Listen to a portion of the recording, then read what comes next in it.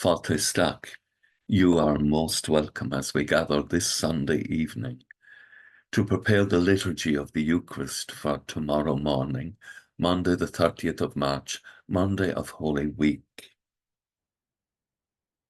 The first reading tomorrow is taken from the prophet Isaiah chapter 42.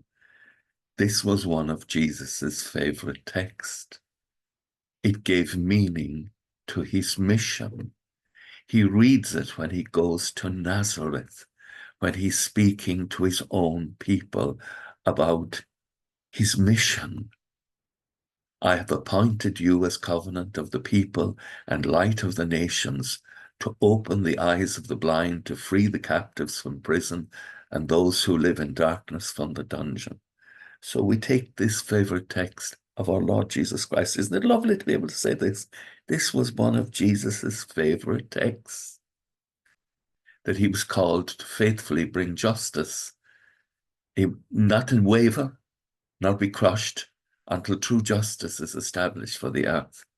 For the islands, the faraway places, are awaiting his law.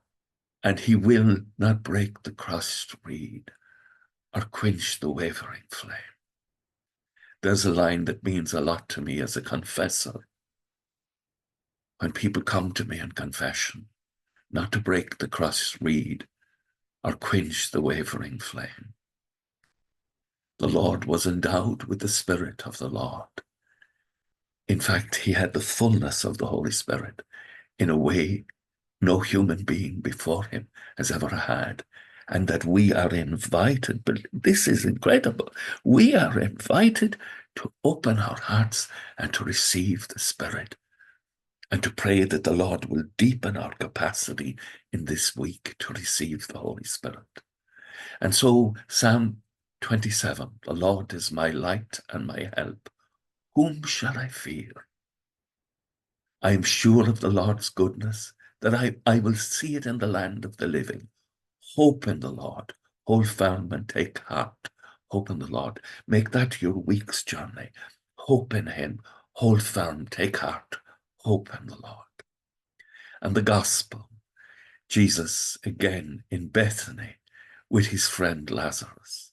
And there is a beautiful line where John's personal reminiscence, he says, and when this happened, the house was full of the scent of the ointment. That one line of recollection brings us right into the room, and we are there and we can see the love of Mary for Christ, anointing him for his burial.